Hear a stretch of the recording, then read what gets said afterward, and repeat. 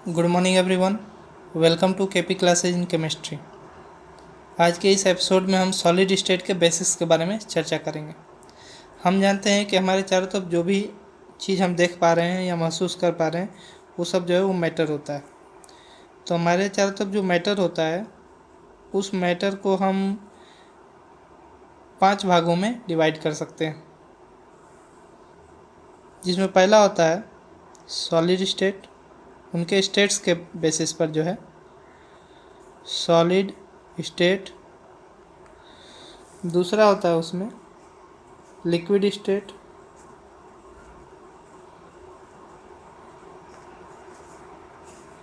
तीसरा होता है गैसियस स्टेट।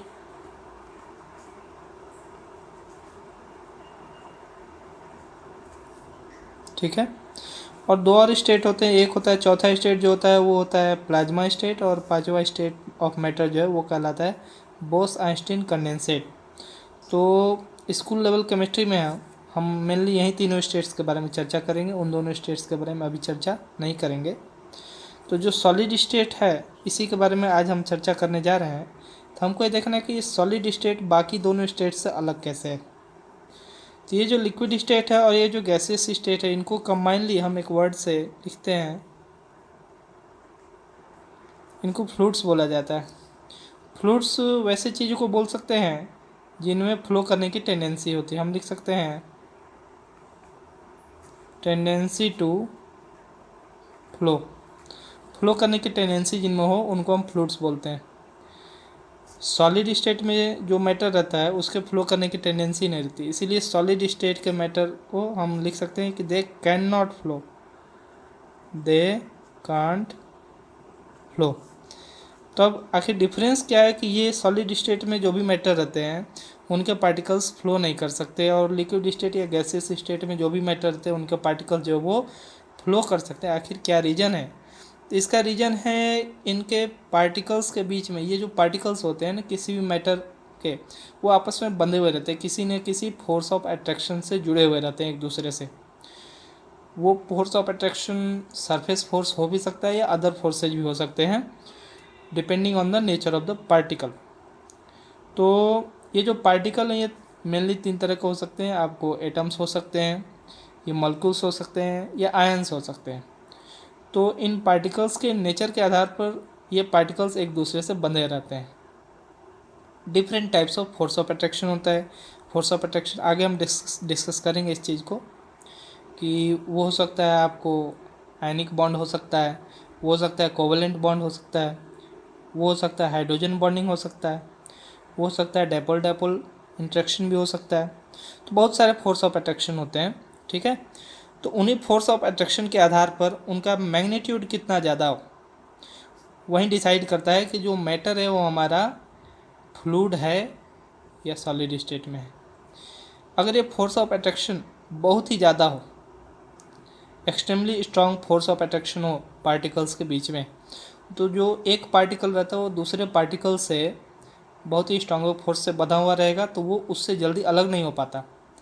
तो जल्दी अलग नहीं हो पाएगा तो क्या होगा, वो पार्टिकल हमेशा उससे बंधा रहेगा, तो वो ईजिली फ्लो नहीं कर पाएगा।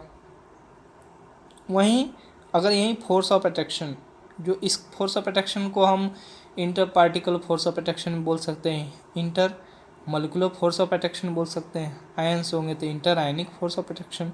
मतलब कि ये जो फोर्स ऑफ अट्रैक्शन है इसका मैग्नीट्यूड, इसका स्ट्रेंथ कितना है ये डिसाइड करता है कि पार्टिकल फ्लो कर सकता है कि नहीं कर सकता। जो पार्टिकल लिक्विड स्टेट में, जो मैटर लिक्विड स्टेट में है या गैसेस स्टेट में, उनके जो पार्टिकल्स हैं उनके बीच का जो फोर्स ऑफ अट्रैक्शन है वो कंपैरेटिवली वीक होता है सॉलिड स्टेट के कंपैरिजन में। तो क्या होगा, जब फोर्स ऑफ अट्रैक्शन पार्टिकल्स के बीच का वीक रहेगा तो वो पार्टिकल्स एक दूसरे के रिस्पेक्ट में ईजिली मूव कर सकते हैं, अगर उसी चीज़ को कंपेयर करें हम यहाँ सॉलिड स्टेट के पार्टिकल्स से। तो ठीक है ना। तो जो मेन फैक्टर है जो कि डिसाइड कर रहा है कि किसी स्टेट का पार्टिकल मूव कर सकते हैं, फ्लो कर सकते हैं कि नहीं कर सकते, वो है हमारा, हम लिख सकते हैं अगर मॉलिक्यूल की बात करें तो inter molecular force of attraction. Intermolecular force of attraction, ठीक है ना। तो ये फोर्स ऑफ अट्रैक्शन ये जो है एक्सट्रीमली हाई होता है, एक्सट्रीमली हाई होता है सॉलिड स्टेट में, और यहीं एक्सट्रीमली लो रहता है गैसेस स्टेट में, ठीक है ना। और इसी के चलते extremely high force of attraction के चलते ही जो है पार्टिकल्स एक दूसरे के बहुत ज़्यादा करीब आ जाते हैं सॉलिड स्टेट में, और इतने करीब आ जाते हैं कि उन पार्टिकल्स के बीच में जो जगह होती है जिसको हम इंटरमोलिकुलर स्पेस बोल सकते हैं, इंटर पार्टिकल स्पेस बोल सकते हैं, वो इंटर पार्टिकल स्पेस जो है वो मिनिमम हो जाता है, ठीक है ना। तो इसी के चलते जो हम लिख सकते हैं कि मिनिमम इंटर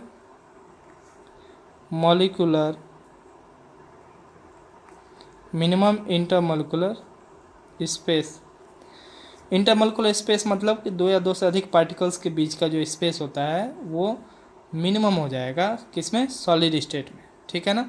और इसी सब का कंसिक्वेंस क्या होता है कि सॉलिड स्टेट में जो मैटर होते हैं वो आपके हाईली इनकम्प्रेसिबल,